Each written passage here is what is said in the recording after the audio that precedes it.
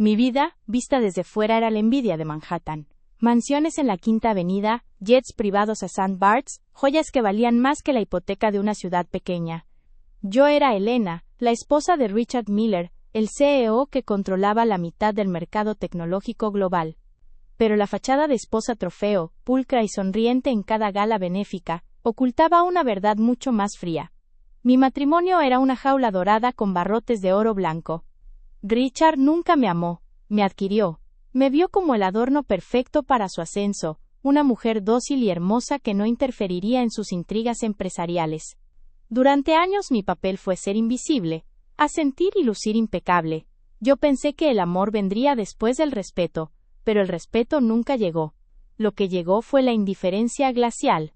Mientras él amasaba miles de millones, yo me marchitaba en el ático de nuestra mansión, una estatua de mármol que solo cobraba vida cuando un fotógrafo apuntaba su lente hacia mí. Esta rutina de humillación silenciosa e ignorancia intencionada se había convertido en mi pan de cada día, pero yo era una mujer ingenua, como Richard solía recordarme. Ingenua, sí, pero no ciega. Empecé a guardar en mi corazón cada desprecio, cada palabra hiriente, como una contadora que suma deudas que algún día serán cobradas con intereses altísimos. Sabía que la indiferencia de Richard era solo el preludio de una traición mayor. El aire en la mansión era tan pesado como el terciopelo de las cortinas, y yo me ahogaba lentamente, esperando una oportunidad para respirar de nuevo, o para derribar los muros. Richard Miller era el epítome de la frialdad corporativa. En los primeros años, había destellos de humanidad, quizás una ilusión que yo me creé, pero en cuanto su fortuna superó los 2 dígitos de miles de millones, el CEO consumió al hombre. Ahora, solo existía la maquinaria de ganar. Él caminaba por la mansión como si fuera la sede de su empresa, dando órdenes a los empleados, y a mí, como si fuéramos meros activos desechables. Sus ojos, antes azules y penetrantes, se habían vuelto metálicos, analíticos. Ya no me veía como su esposa, sino como un obstáculo potencial, especialmente después de que mi abuelo, en su lecho de muerte, me nombrara heredera de su participación minoritaria pero crucial, en Miller Global. Aquello supuso un temblor en el imperio de Richard, pues de repente, la ingenua Elena poseía una llave de su reino. Richard no podía tolerar que yo, a quien consideraba una cabeza hueca incapaz de sumar 2 más 2 sin ayuda de un contable, tuviera voz y voto, aunque fuera mínimo, en la junta. Fue entonces cuando su humillación dejó de ser pasiva y se volvió activamente cruel. Cada vez que hablábamos de negocios, él se reía en mi cara, usando términos financieros complejos para asegurarse de que me sintiera estúpida. Su burla era tan aguda que sentía que mi piel se encogía bajo el peso de su desprecio. Era una estrategia calculada para minar mi confianza y obligarme a delegar mi poder en él.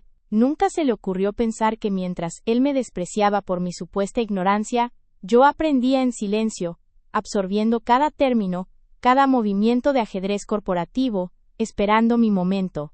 La herencia de mi abuelo no solo me dio acciones, sino también la llave de la caja fuerte 77B, un legado familiar que Richard pensaba que era irrelevante.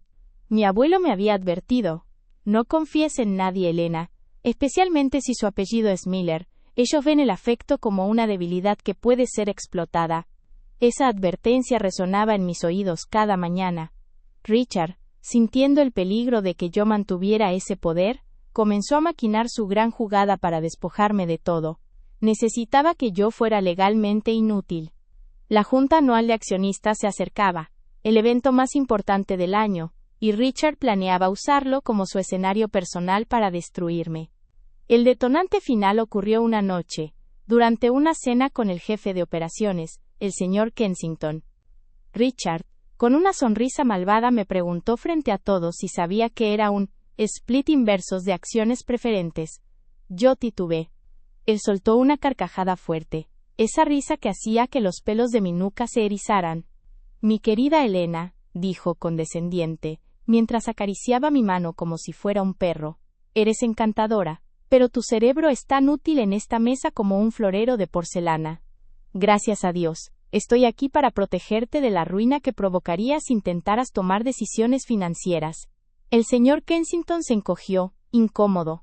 Aquella humillación pública, orquestada con precisión, Me hirió más que cualquier golpe físico. En ese momento, en lugar de hundirme, sentí una fría resolución nacer en mi estómago. Él quería que yo fuera ingenua e incapaz. Muy bien. Que lo creyera.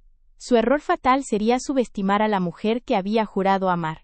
Aquel incidente me abrió los ojos al verdadero horror que Richard estaba planeando. No se conformaría con mis acciones. Él quería la anulación total de cualquier vínculo financiero entre nosotros, declarándome mental y legalmente incapaz de manejar cualquier capital. Un divorcio simple le costaría demasiado. Una declaración de incapacidad, sin embargo, le permitiría tomar control total de mi patrimonio y la caja fuerte 77B, sin oposición legal. Su plan, lo supe más tarde por fragmentos de conversaciones que alcancé a escuchar en su estudio, era presentar una moción de emergencia ante la Junta, usando mi supuesta falta de juicio como excusa. Él ya había estado reuniendo declaraciones juradas de psiquiatras corporativos y asesores financieros pagados. Estaba construyendo un caso sólido y sucio contra mí. La fecha límite era la junta de accionistas, solo 3 semanas de distancia. El pánico inicial fue reemplazado por la lucidez. Necesitaba pruebas de su conspiración. No solo de que él planeaba despojarme, sino de que su plan estaba basado en la corrupción y el fraude, algo que dañaría la reputación de Miller Global de forma irreparable. Solo así podría derribarlo lo suficientemente fuerte como para que el silencio fuera total. Necesitaba algo más que su ambición. Necesitaba la evidencia de su crimen. Hasta ese momento, yo había sido la víctima perfecta de Richard, silenciosa, elegante, sumisa. Pero esa noche, me miré al espejo del baño de mármol, y vi a una mujer endurecida por el dolor. Mi papel de víctima había terminado. Si Richard pensaba que yo era ingenua e incapaz, usaría esa percepción a mi favor. La gente nunca sospecha de la mujer que parece inofensiva. Mi venganza no sería ruidosa ni impulsiva. Sería fría, metódica y devastadora. Empecé a moverme en secreto, utilizando los recursos que Richard me había dado. Las tarjetas de crédito sin límite, el acceso a la red de personal de la mansión, y sobre todo, mi capacidad de pasar desapercibida. El primer paso fue encontrar un aliado. Sabía que Richard tenía un asistente personal, un hombre joven llamado David, que estaba harto de su tiranía. David era el único que tenía acceso a la oficina privada de Richard después de las 9 de la noche, y era el encargado de gestionar todas sus copias de seguridad de archivos sensibles. Me puse en contacto con David usando un teléfono prepago que compré en una zona de la ciudad donde Richard nunca soñaría que yo pondría un pie. Le prometí que si me ayudaba a exponer el fraude de Richard, su futuro financiero estaría asegurado, lejos de la sombra de los Miller. El miedo en los ojos de David era palpable, pero la promesa de libertad y la satisfacción de ver caer a su jefe tirano fueron suficientes para convencerlo.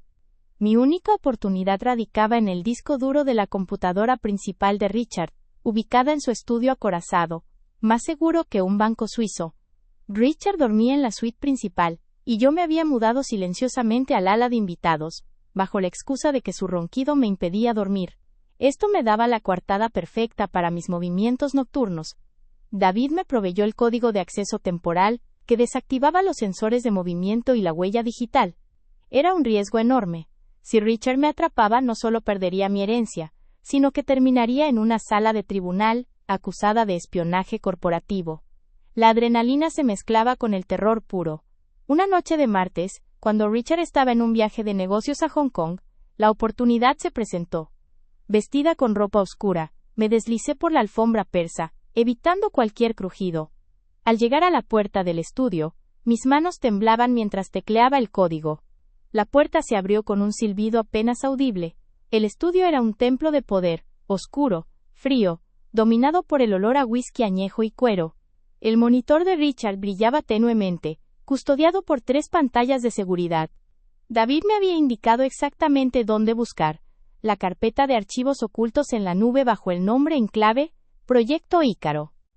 Acceder al Proyecto Ícaro fue un desafío. Richard usaba un cifrado de doble capa. Mientras trabajaba frenéticamente con el software de descifrado que David me había pasado, mi mente repetía la humillación en la cena. «¿Eres tan útil como un florero?». Esa frase me dio la fuerza para seguir, superando la complejidad técnica. Cuando finalmente la carpeta se abrió, encontré lo que buscaba. No solo documentos que detallaban la manipulación de los precios de las acciones para desplazarme, sino un archivo de video. El nombre del archivo era simple: Conferencia Final Miller / Corp. Mi corazón latió tan fuerte que temí que el sonido resonara por el sistema de ventilación. Reproduje el video en modo silencioso, viendo la imagen de Richard sentado en una mesa de caoba con su abogado principal y el jefe de adquisiciones. Lo que vi a continuación no fue solo la confirmación de la traición, fue la prueba de su alma negra. En la grabación, Richard explicaba con escalofriante calma cómo iba a usar fondos de pensiones de la compañía como garantía para una inversión personal de alto riesgo. Si fallaba, Miller Global colapsaría, pero él se habría asegurado una fortuna personal en el extranjero. Y lo que es peor, escuché claramente cómo se jactaba de que, al declararme incapaz, la caja fuerte 77B, que contenía activos líquidos esenciales para la estabilidad de la empresa, pasaría directamente a su control, permitiéndole escapar del país si el fraude se hacía público. Mientras veía el video, cada palabra que Richard pronunciaba me apuñalaba. Estaba planeando no solo dejarme sin nada, sino también dejar a miles de familias de empleados sin sus pensiones. Él era un monstruo. En un momento del video, el abogado de Richard le preguntó sobre las implicaciones legales si yo decidía luchar. Richard se rió con desdén. Elena es una decoración, un objeto. La Junta la considera una idiota, incapaz de entender un balance básico. Vamos a humillarla públicamente, declararla incapacitada, y la Junta cerrará filas a mi alrededor. Nadie creerá que esa mujer frágil pudo desenmascarar una operación de este calibre. Ella se quedará sin un centavo, sin la mansión, sin el título. Ella se atragantará con su propia ingenuidad. Al escuchar aquello, no sentí rabia, sentí una helada claridad. La humillación pública era su arma, pero yo la convertiría en mi escenario. Descargué el video y todos los documentos de respaldo a un disco duro cifrado que David había preparado. Luego, borré las huellas de mi presencia, cerré el estudio y regresé a mi habitación. Me acosté en la cama sintiéndome vacía pero poderosa. Ya no era la mujer ingenua, yo era la guardiana de la verdad que Richard había intentado enterrar. La cuenta regresiva para la Junta había comenzado y yo tenía la bomba en mis manos. Para las semanas que siguieron, reforcé mi fachada de esposa despistada. Me puse en modo cebra, me mezclé, me volví invisible. Richard regresó y no sospechó nada. Continuó tratándome con desprecio público y condescendencia privada. Incluso cuando le preguntaba sobre la inminente junta, él me respondía con una sonrisa forzada. No te preocupes por eso, querida. Es aburrido y complejo. Yo me encargo de todo. Tú solo encárgate de lucir perfecta. Él estaba tan convencido de su propia inteligencia y de mi estupidez, que no podía ver el abismo que yo cavaba justo a sus pies. Mientras él se enfocaba en pulir la presentación de su fraude ante la Junta, yo trabajaba en mi venganza. Contraté en secreto a un técnico audiovisual de confianza de mi abuelo, un contacto que Richard desconocía, para preparar la proyección perfecta. No bastaba con mostrar el video, tenía que ser una revelación explosiva, con audio impecable, y una sincronización que no diera a Richard tiempo para reaccionar. El plan era sencillo. El día de la Junta, el técnico se infiltraría en la sala de control de medios de la sala de conferencias, un lugar que Richard siempre ignoraba por considerarlo técnico y trivial. El disco duro con el video se convirtió en mi posesión más preciada, escondido dentro de la base hueca de una figura de porcelana que Richard me había regalado y que odiaba. Era tan ostentosa que él nunca se molestaría en tocarla. El día se acercaba rápidamente. Richard, con su arrogancia habitual, me había exigido que asistiera a la Junta, como un símbolo de la unidad familiar, y para que él pudiera utilizarme como ejemplo de la ineptitud ajena durante su discurso. Lo que él pensaba que era su arma, era en realidad el cebo. Durante esos días, me dediqué a estudiar la disposición de la sala de conferencias de Miller Global, el lugar donde se llevaría a cabo el evento. La sala poseía una pantalla gigante de LED, utilizada generalmente para gráficos financieros. Yo sabía que la magnitud de la traición se amplificaría si se proyectaba en esa pantalla. haciendo que el silencio fuera ensordecedor cuando la verdad golpeara.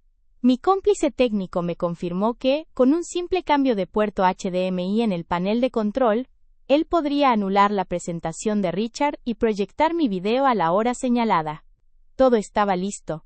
Solo quedaba un cabo suelto: asegurarme de que todos los miembros clave de la junta estuvieran presentes, especialmente aquellos que Richard había comprado y que cambiarían de bando tan pronto como vieran la evidencia irrefutable de fraude. La mañana de la junta, el aire era espeso, cargado de anticipación. Richard estaba radiante, vestido con un traje a medida gris platino. Desayunó huevos Benedict con una calma irritante, revisando sus notas finales. «Hoy, Elena», dijo, sin levantar la vista de su tableta, «se arreglarán muchas cosas. La estabilidad de Miller Global exige sacrificios, y a veces, la verdad es que ciertas personas no están a la altura de las responsabilidades que heredan». Su tono era tan petulante que tuve que apretar mis manos debajo de la mesa para no abofetearle. Fingí una preocupación dócil. «¿Crees que todo saldrá bien, Richard?» «Me preocupa mi abuelo, él confió en mí». Él soltó una risita seca, la risa de un depredador que ya tiene a su presa atrapada. «Tu abuelo era un sentimental. Yo soy un hombre de negocios. No te preocupes por nada. Tú solo sonríe, y siéntate en silencio. Después de hoy, ya no tendrás que preocuparte por las tediosas finanzas. Yo seré tu tutor, tu protector». Cada palabra era un cuchillo, pero cada cuchillo me daba más fuerza. Le sonreí, una sonrisa que él interpretó como sumisión, pero que en realidad era el brillo frío de la anticipación. «Por supuesto, querido. Como siempre, haré exactamente lo que esperas de mí», le aseguré, sabiendo que mi acto de hacer lo que él esperaba sería mi mayor traición. Me levanté, tomé el pequeño bolso de diseño donde llevaba el disco duro secreto, y nos dirigimos a la limusina. Al llegar a la sede de Miller Global, la prensa estaba en éxtasis. Richard, como siempre, se pavoneó tomando mi brazo con una posesividad dominante. Las cámaras destellaban. Él me obligó a posar, vendiendo la imagen de la pareja poderosa y unida, justo antes de intentar destrozarme. Al entrar noté que la seguridad estaba más tensa de lo habitual. Richard estaba claramente nervioso por la magnitud de su plan. Nos dirigimos al piso ático, la sala de conferencias principal, un lugar de techos altos y cristal que ofrecía vistas panorámicas de la ciudad, un símbolo del poder inalcanzable. La sala ya estaba llena con los accionistas más influyentes, todos vestidos impecablemente, esperando el drama financiero. Sentí las miradas de curiosidad, de burla contenida hacia la esposa del CEO, la mujer que no sabía la diferencia entre un bono y una acción. Me senté en mi silla asignada, en la primera fila, justo al lado de Richard, manteniendo mi compostura. Él me dio una última mirada de advertencia, como si temiera que yo accidentalmente gritara un secreto de Estado. Le devolví la mirada con una calma imperturbable. Él nunca se percató de que yo ya no era la mujer ingenua que se sentaba a su lado, sino la dinamita esperando la chispa. La junta comenzó con formalidades tediosas. Richard tomó el estrado. Su voz era magnética, llena de autoridad, la voz de un hombre acostumbrado a controlar la narrativa. Comenzó a hablar sobre la necesidad de optimizar la gestión de activos y proteger la empresa de riesgos innecesarios. Después de unos minutos de jerga financiera, llegó a la parte que estaba esperando. Miró directamente a la junta, y luego me señaló con un gesto dramático, aunque sutil. «Lamentablemente», comenzó Richard, su voz llena de falsa empatía. «A veces nos encontramos con situaciones donde la inexperiencia, o peor aún, la incapacidad de manejo, amenaza la estabilidad de una empresa que hemos construido con esfuerzo. Hablo de la porción de acciones heredada por mi esposa Elena». El silencio se hizo total. Se atragantaron. Varios miembros de la junta se inclinaron hacia adelante, anticipando el escándalo. Mi esposa, a pesar de ser una mujer maravillosa y una madre excelente, carece de la comprensión fundamental para gestionar este tipo de activos. Ella misma lo ha admitido en numerosas ocasiones. Su visión es, francamente, ingenua. Por ello, presento una moción formal, para que, por el bien de Miller Global, y de su propio bienestar, el patrimonio familiar sea gestionado bajo una tutela legal, que por supuesto, yo supervisaré. Richard continuó su ataque despiadado. usando ejemplos sacados de contexto de conversaciones privadas para ilustrar mi supuesta incompetencia. Describió un incidente menor sobre una inversión fallida que él mismo había orquestado para que yo perdiera, presentándolo como prueba de mi falta de juicio.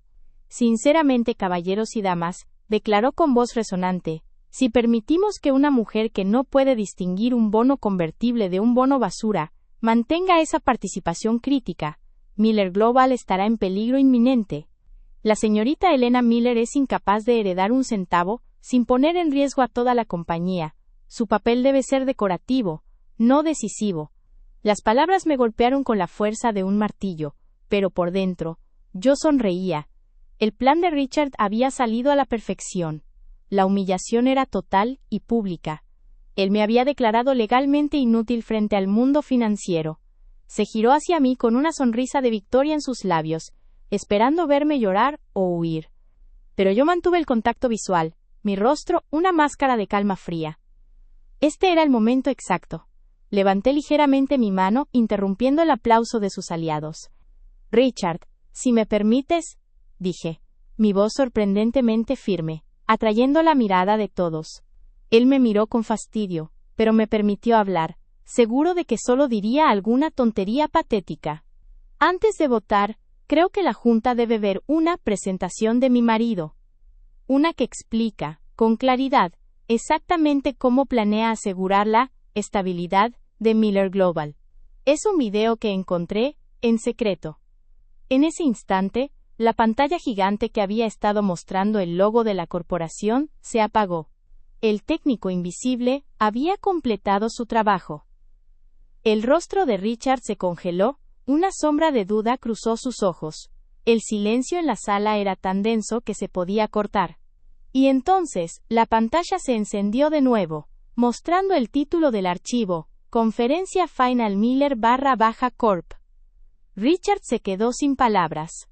La verdad estaba a punto de proyectarse. Richard giró hacia la Junta, su voz ahora un susurro venenoso diseñado para parecer compasión, mientras asestaba la puñalada final. Mi esposa Evelyn es una mujer de buen corazón, pero la buena voluntad no es un activo estratégico. Ha demostrado una y otra vez ser completamente ingenua a los entresijos de este mundo. Me temo que no solo carece de la visión para gestionar este patrimonio, sino que, legalmente, debemos protegerla de sí misma. Por lo tanto, recomiendo enfáticamente una revisión de las cláusulas de herencia para asegurar que ni un solo centavo de este imperio caiga en manos tan incapaces. La palabra, incapaces, resonó en el silencio, un golpe seco y brutal.